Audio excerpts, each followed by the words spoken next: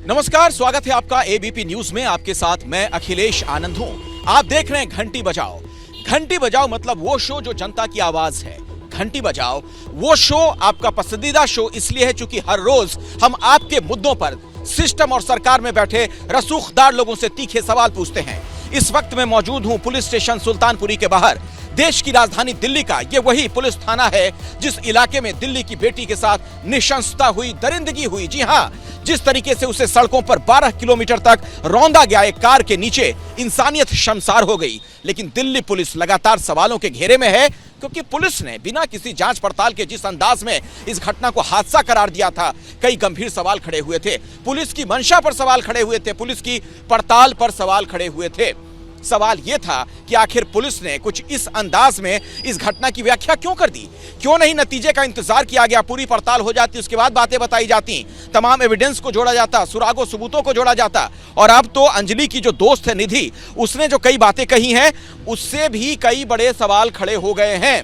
तो इस पूरे मामले में पुलिस की जो थ्योरी है, कैसे सवालों के घेरे में है, वो हम आपको दिखाएंगे। हम सवाल पूछेंगे सत्ता और सिस्टम में बैठे लोगों से कि आखिर ऐसे मामलों में ऐसी लापरवाही क्यों होती है। क्योंकि अव्वल तो जिस लड़की को 12 किलोमीटर तक कार के नीचे रौंदा जाता है वो हादसा नहीं, हत्या ही कहेंगे हम इसे। दूसरी बात यह होती है कि अगर पुलिस इस तरह के मामलों में लापरवाही करेगी तो सवाल खड़े होंगे और पुलिस की भी जवाबदेही, जिम्मेदारी तय होनी चाहिए, उनके खिलाफ भी कार्रवाई होनी चाहिए।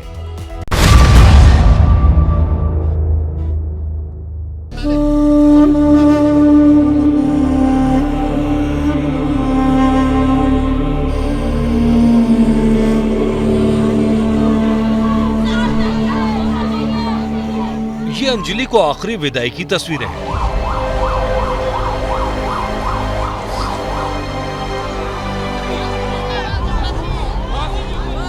अपनी बेटी को आखिरी विदाई देने हुजूम उमड़ पड़ा।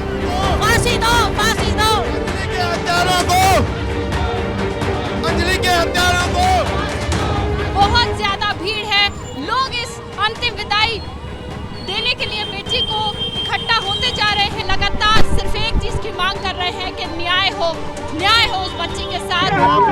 फांसी दो, फांसी दो। आखिरी विदाई में तकलीफ भी दिखी और दिल्ली पुलिस के खिलाफ गुस्सा।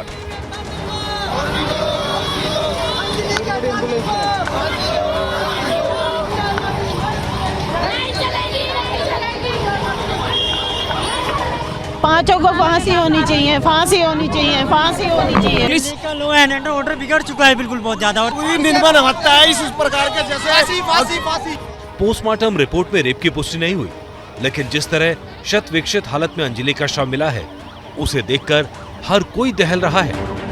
वो किसी चीज में टक गई थी नीचे गाड़ी के, वो आगे गई, पीछे गई, आगे गई, फिर उसे गाड़ी बिल्कुल आगे घसीट के ले गई। अभी सामने आई हैं सीसीटीवी की ये तस्वीरें, जिसमें बलेनो गाड़ी एक गली से गुजर रही है और पीछे छोड़ती जा रही है घसीटे जाने का निशान। सामने से कार आ रही थी, हमारी स्कूटी आ रही थी। उस कार वाले ने हमारा बचाव नहीं करा बिल्कुल भी, और हमने अपना बचाव बहुत करने की कोशिश करी। उस कार वाले ने एकदम चढ़ा, जो मेरी फ्रेंड थी, मेरे साथ थी, वो अंदर घुस गई थी गाड़ी के और मैं साइड में गिर गई थी। फिर भी उस कार वाले को पता था, जानकारी थी कि उसके नीचे लड़की है, फिर भी उसने ना रोका ना कुछ करा। उसने एक बार आगे पीछे करी, तेज आगे पीछे करी, वो फिर सीधा ले गया। उसी दौरान मैं वहां से उठ के 2 मिनट में मैं भाग गई वहां से।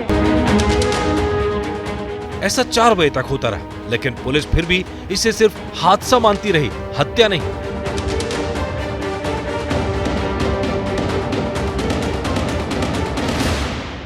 अभी तक की हमारी इन्वेस्टिगेशन के मुताबिक ये एक एक्सीडेंट है जो अनफॉर्चुनेटली फैटल है। अंजलि के कातिलों पर केस भी शुरुआत में हादसे का लगाया गया, हत्या का नहीं।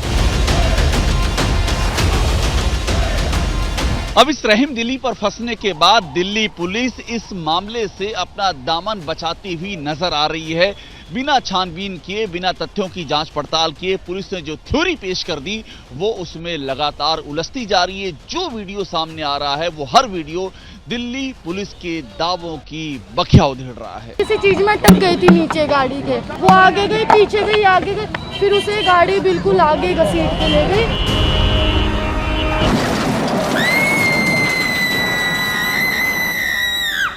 सामने आ रहा है कि दिल्ली की सड़कों पर हैवान दौड़ते रहे। अंजलि चीखती रही, चिल्लाती रही, लेकिन आखिरकार दर्द के आगे उसकी सांसों ने उसका साथ छोड़ दिया।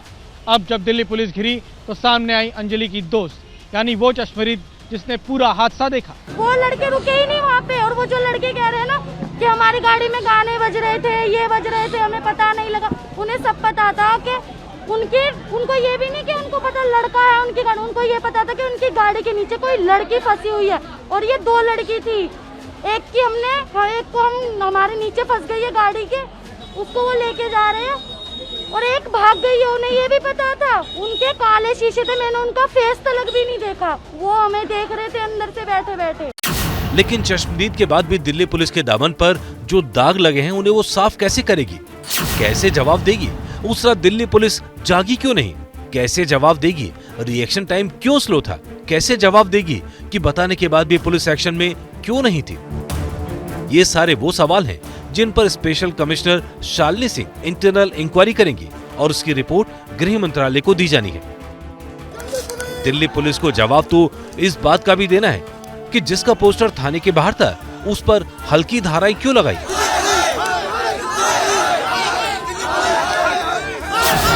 क्या ये इत्तेफाक था या फिर सोची समझी रणनीति? पुलिस चश्मदीद होने से क्यों इनकार करती रही? क्यों पहले उस होटल की सीसीटीवी नहीं मिले? क्यों झगड़े की बात जांच में पहले सामने नहीं आई? अब तो सवाल ये भी है कि अंजलि की मौत और इस झगड़े का कोई कनेक्शन है? मैं बोल रही थी मैं ड्राइविंग करूंगी, वो बोल रही थी कि नहीं तू नहीं करेगी, मैं ड्राइविंग करूंगी। मैंने कहा तू नहीं करेगी ड्राइविंग, मैं करूंगी। हमारी बस इस काम पे बहस हो रही थी। फिर मैंने लास्ट में उसको ही चाबी दे दी, मैंने ले तेरी स्कूटी है, तू ही ड्राइविंग कर। ये बात थी। सवाल उठ रहा है, अंजलि की दोस्त निधि ने पुलिस को एक्सीडेंट की बात पहले क्यों नहीं बताई? क्यों वो भाग खड़ी हुई? लड़कों ने जानबूझ के इस मौत को अंजाम दिया। उनको पता था, लड़की नीचे से चिल्ला रही थी, मैं होपलेस हो गई थी बहुत ज्यादा, इसलिए मैं घर में चली गई। मैंने किसी को डर के मारे नहीं बताया, मैं किसको बताती, मैंने किसी को नहीं बताया। मैं घर पे चली गई डर के मारे। मैं घर पे जाने के बाद मैं बहुत रोई।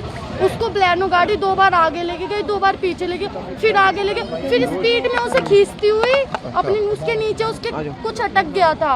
वो किसी चीज में अटक गई थी नीचे गाड़ी के। अटकने के बाद वो आगे गई, पीछे गई, आगे गई, फिर उसे गाड़ी बिल्कुल आगे घसीट के ले गई। क्यों आरोपी मनोज मित्तल की दुकान से 100 मीटर पर स्कूटी मिलने का कनेक्शन दिल्ली पुलिस जोड़ नहीं सकी? दिल्ली पुलिस के कंधों पर जिम्मेदारी है दिल्ली की बेटियों को बचाने की, दिल्ली की सुरक्षा करने की। लेकिन दिल्ली पुलिस कंजावाला केस में पूरी तरह नाकाम नजर आ रही है। 5 को फांसी होनी चाहिए, फांसी होनी चाहिए, फांसी होनी चाहिए बस। जैसे ही घड़ी का काटा दोपहर 2:30 पे आए, बबीता जी का दिल सास बहू साजिश के लिए मचल जाए। और ये है इनकी बहू, पूरे दिन ऑफिस की टेंशन हो जाए गॉन जब ये करें अपना फेवरेट शो फ्री टाइम पे ऑन। इनकी तरह आप भी देखिए अपना फेवरेट शो अपने टाइम पर और डाउनलोड कीजिए एबीपी लाइव ऐप अपने स्मार्ट टीवी पर।